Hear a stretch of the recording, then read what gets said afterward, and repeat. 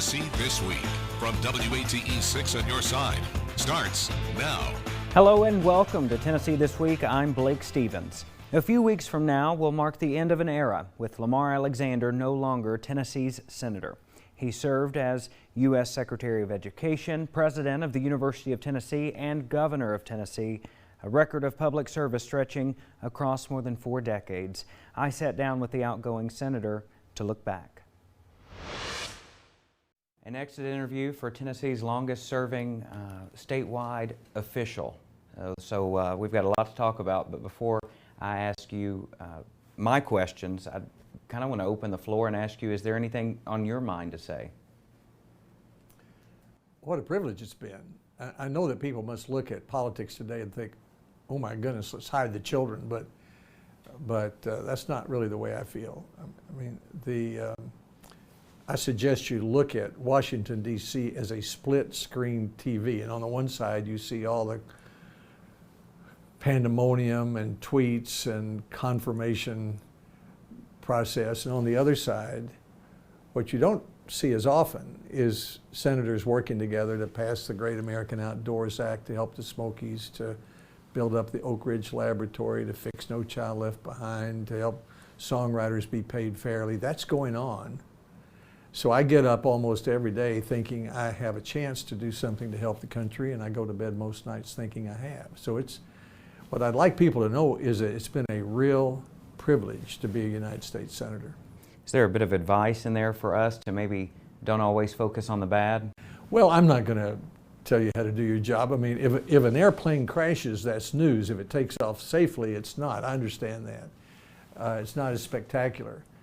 But I've never wanted to see how much news I could make by taking the headline of the day and taking the most extreme position on it. What I felt I should do is work with the president or of either party, whether it's President Obama or President Trump, wherever I could to help the country succeed, and I think I've been able to do that. And I do want to talk about your time in the Senate a little further. I do have some, I guess, current event questions that I'd like to knock out. And the first being the race for the White House. I know you've been asked this. Sure. Given what we now know from Georgia, given the recent news out of Pennsylvania from multiple judges, I mean, this morning, do you consider Joe Biden president-elect? Well, the race is rapidly coming to a formal end. The states are finishing recounts, courts resolving disputes. Most states will have certified their votes by December 8th, and since it appears that Joe Biden apparently will be the president-elect, I think it's important that President Trump take pride in his accomplishments,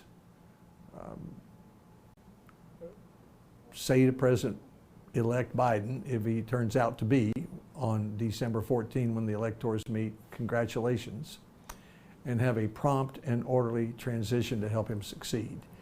You said take pride in his accomplishments. That leads me to my next question. How do you rank the last 4 years? Let's take specific things depending on your point of view.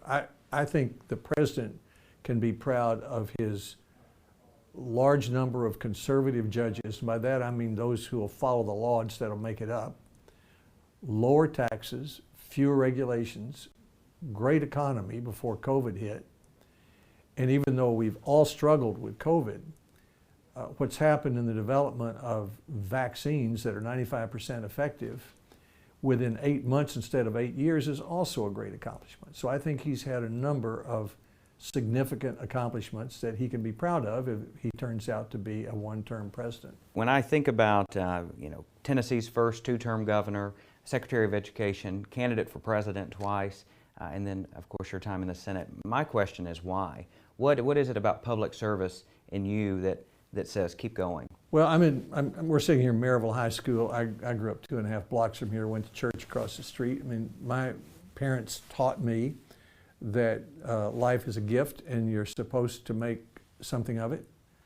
And they taught me to respect public service. My dad took me to the courthouse to meet Howard Baker Sr. when I was 10 years old. He was our congressman then.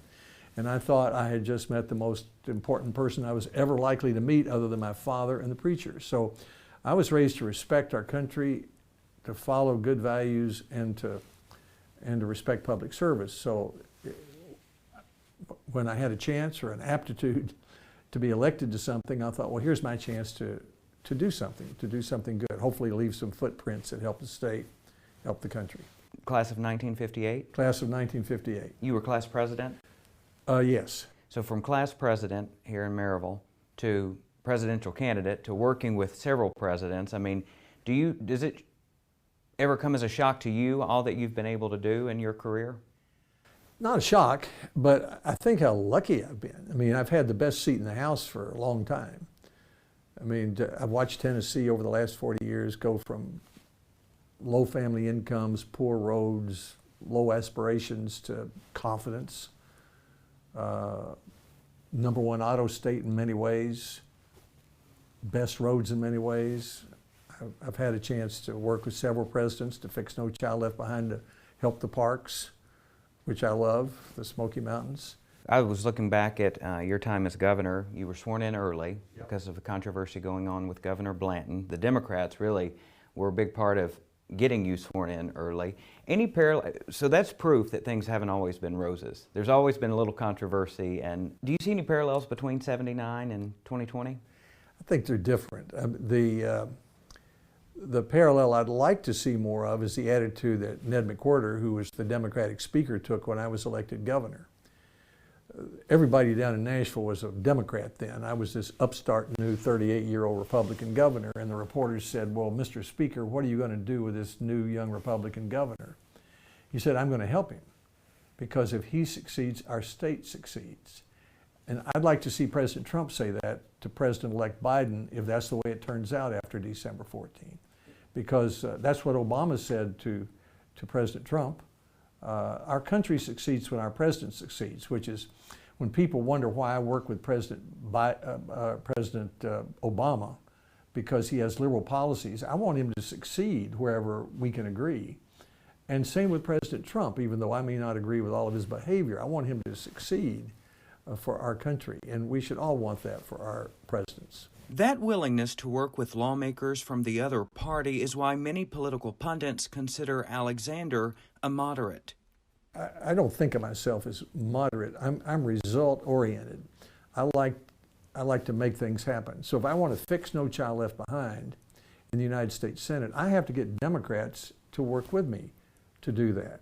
That doesn't make me moderate. I've still got conservative principles. They've probably got liberal principles, but I want to get a result. Same with the 21st Century Cures. Same with the Great American Outdoors Act. We had a group of maybe 10 senators, half Republican, half Democrat, who worked together with President Trump to do it. That didn't make us moderates. It just made us wanting to do something for the good of the country. What does the future look like for uninsured Americans? I mean, Tennessee still has hundreds of thousands of people with no insurance. And the option to expand Medicaid is still there. We'll see what happens in the next legislative session, but all that costs money. What is the solution to get more Americans insured? Well, one solution is for Tennessee to take advantage of the federal Medicaid law, because in a quirk of the law, because the state didn't expand Medicaid, the people who are left out of health insurance are the poorest people, the people who you'd want to help first. The second is to lower the cost of insurance for those people who don't have Obamacare subsidies, the farmer, the independent contractor, the songwriter who might be paying $20,000 a year for their insurance.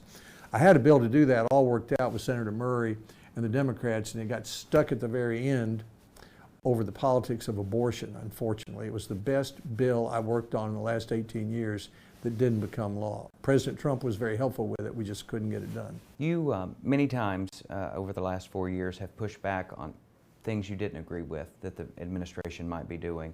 Immigration ban on Muslim majority countries, the national emergency declaration, and most recently what happened in Ukraine. You voted not for impeachment, but you did condemn the president for the call. And I'm just curious how difficult that is in your position, representing a state where that administration is so popular. Well, I just tried to do what's right. I learned a long time ago that you can't make everybody happy.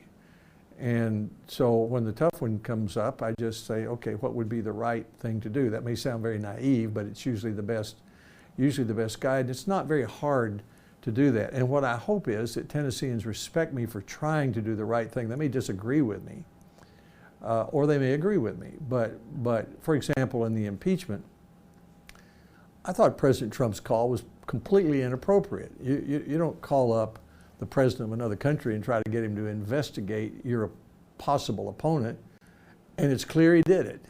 But I also thought it was clear that that's not grounds to impeach him, take him from office, and take him off the ballot. I thought we should leave to the people that decision, and that was especially true because the impeachment was so partisan. Unlike the Nixon impeachment when Republicans and Democrats were involved, in this case it was just an all-Democrat show, and if you do that coming over from the House, you're going to get a partisan response from the Senate. I do know that when I said that I thought he did it, but he shouldn't be impeached for it, that a great number of the other senators agreed with me, even though they didn't say it.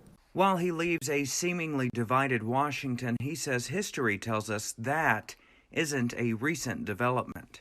We have to learn to live with the internet democracy. I mean, what's really different today is not the politics, not the acrimony. If you go back in Tennessee, Parson Brownlow's daily comments around the Civil War era were every bit as abrasive as President Trump's. And even the founders, Jefferson and Adams, had as big differences of opinion as politicians in Washington do today. But we didn't have an iPhone to tweet it out to 72 million people at once. And somehow we've got to learn to live with that, because that drives the political parties to the left and to the right. It makes it hard to talk to each other and hard to work in the middle. It still can be done. I do it every day, and so do lots of other senators. But it's harder to do. But on the other hand, no one should think that this is the first time our country's ever been divided. We've always been divided. I mean, we've had more diversity than any other country in the world. But what's different about us is we have been the one country that's taken all that diversity and turn it into one country.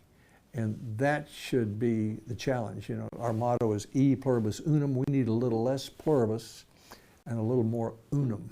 Will you miss D.C.? No, not really. I'll miss the friendships.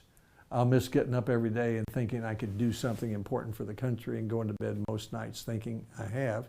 But I'm looking forward to being back in Blount County. Well, Senator Alexander's seat is going to a fellow Republican, Bill Hagerty, who previously served as Tennessee's Commissioner of Economic and Community Development and U.S. Ambassador to Japan. Well, coming up next, our panel of pundits looks back at Senator Alexander's career. You're watching Tennessee This Week on WATE 6 on your side.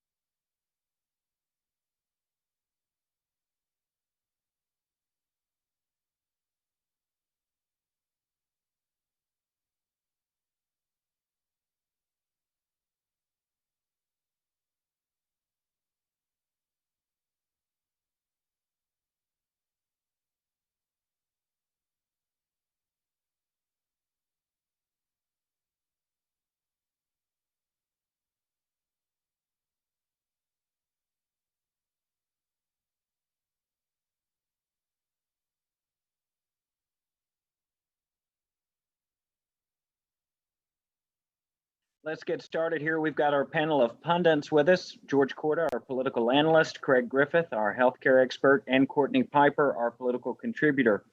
All right, a few days after Thanksgiving, once this airs. So happy belated Thanksgiving to you all. Thank you. Same to you.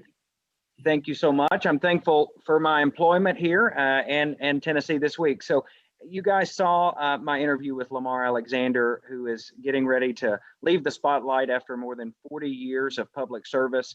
My question to all of you is how will Senator Alexander be remembered? George, we'll start with you.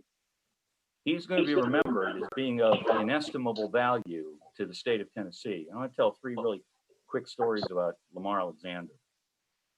When I was a 27, 28-year-old, pretty new spokesman for state government, I got called up to the governor's conference room along with a bunch of other people. He was wanting something discussed by the state government communications about his Better Schools program. And we'd been talking about better schools till we thought it was coming out of our ears. So as we were leaving, I stopped by the door where the governor was standing, and I said, "Governor, is it possible that you can say things so often that the public gets sick of it?" And he said, "George, just about the time you think you're going to throw up, if you say it one more time, they're just starting to hear it." And that made a profound impression on me. And then in the 90s, I worked with him on a project for the better part of a year, and we used to meet pretty regularly. And we would sit sometimes over a written piece and discuss a single sentence, sometimes a single word, for 20, 30 minutes or more until he had exactly the sentence and exactly the word that he wanted to convey what he wanted people to see and to hear about his program. And then, a lot of sense of humor. One day we were walking up to the front of his house in Nashville, and there were workmen coming out of the thing like ants out of an anthill, through the front doors, hanging out the windows, off the roof. And I said to him, "Have you ever seen a Tom Hanks movie called The Money Pit?" He didn't look left or right. He stared straight ahead, and he said, "That's not one bit funny, George." And I said, "You're right. I could bite my tongue for saying it." And that made him laugh. But he's an extraordinary political figure in the history of this state, and his contributions cannot be fully measured, and Tennessee is the poorer for him not being in the Senate. All right, Craig, how do you think Senator Alexander will be remembered? Well, of course, he transitions to be the elder statesman of Tennessee. I first gained knowledge of him during the Ray Blanton pardon issue. And now I know people that actually were in the room when he was sworn in, and they felt in that room that they were making history, that they were reaching across the aisle to do the right thing. And I think that's the philosophy he had while governing and into the Senate. And, I detected a bit of sadness in his interview, lamenting the social media age. And I don't think he understands how that's all going to work out in the end, nor do many of us figure out how it's going to work out in the end. But his contributions to Tennessee are legendary, and we will see them all across. And they will be put into almost geological terms because of the efforts he made in improving the Great Smokies National Park. So I salute him for a job well done, and wish we had more of him coming up the pipe. Courtney, I see you nodding your head in agreement.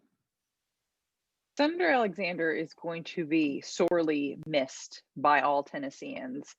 He was extraordinarily passionate about science and education, and the long-lasting impacts that he has made to the state of Tennessee related to some of our larger research assets and education will be felt for decades to come.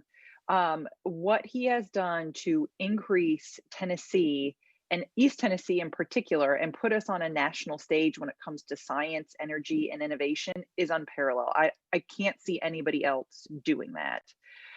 The way that he advocated for federal programs, and therefore the people that came with the programs, the talent that comes with those programs, nobody else can fill those shoes. And he was right in his interview. He is a problem solver, and we are missing that in the United States Senate today.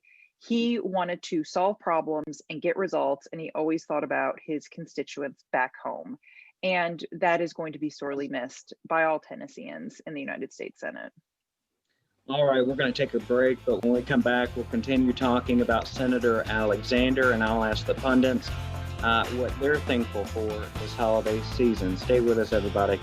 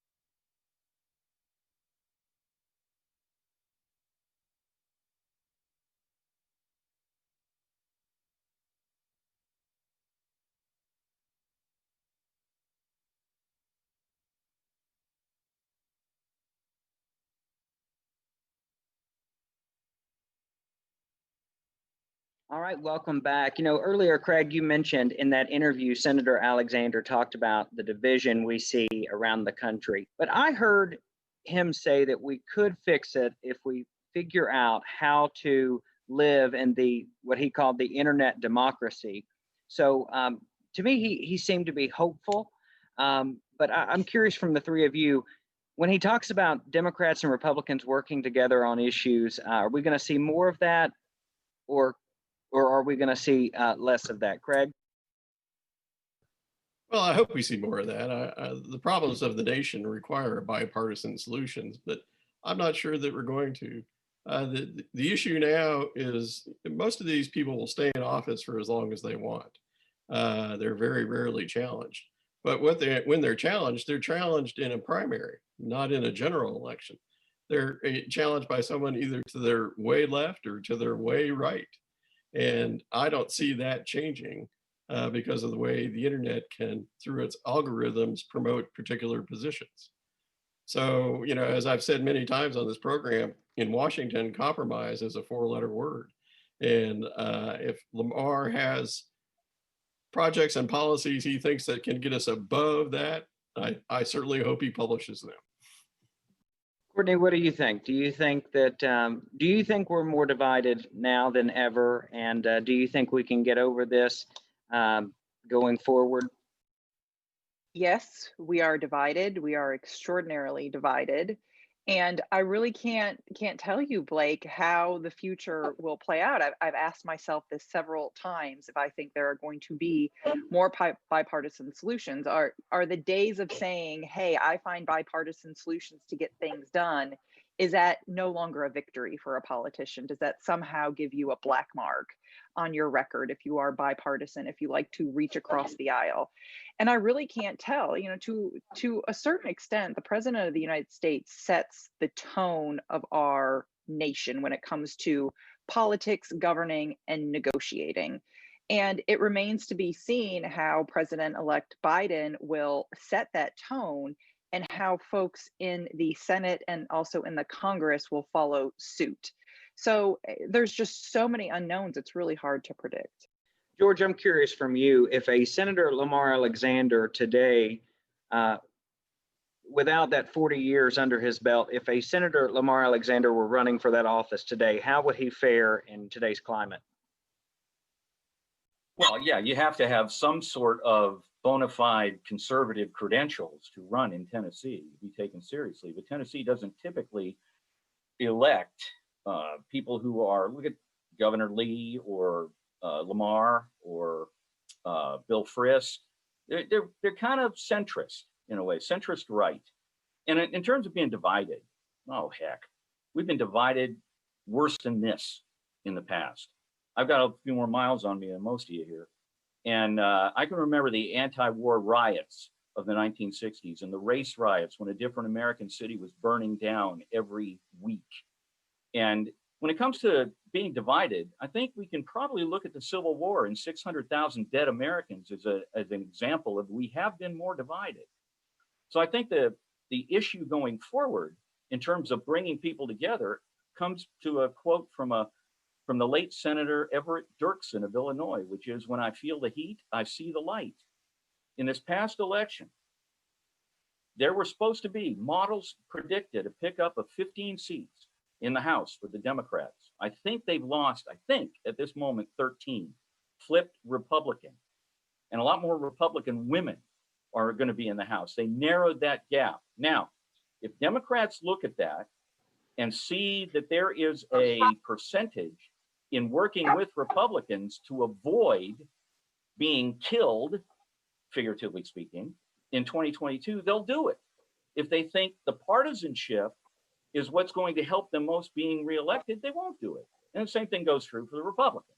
So it's a matter of politics. It's not necessarily a matter of principle. All right, hey, and putting politics aside, we just passed a major holiday in our country. George, what are you thankful for this Thanksgiving? That we can do this by Zoom, so we don't have to drive all the way down to the station. That's one thing. And you don't have to put on a tie.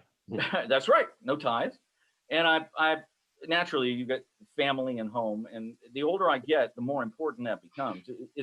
It's kind of a buzzword, a trite thing to do, but somebody asked me one time, what would you want on your tombstone? It would be, he was a husband, a father, a follower of God, and nothing else really mattered. Craig, your thoughts? Well, of course, thankful for my family, my grandson, everybody's COVID-free so far. Thankful for all the first responders, the people's in the hospital, the police and firemen that have done exemplary work throughout this pandemic, and also to the people in the food supply, food chain that have kept the store stocked and done the thousands of things that needed to be done to keep the country going. And so it's a long list, and thankful to our viewers for watching this program. All right, Courtney, we end with you. I too am thankful for the viewers watching this program. Blake, I'm thankful for you for offering to host sometimes this madhouse. We appreciate it. But I'm thankful for my family. I'm thankful for my friends. I'm thankful for my job and to be employed. So lots of thanks to go all the way around this year. All right. And I'm thankful for the three of you. Thankful to all our viewers. We'll see you the same time right here on Tennessee This Week. Thanks for watching, everybody. The views of guests on Tennessee This Week are their own and do not represent the views of WATE 6 on your side or Next Star Broadcasting.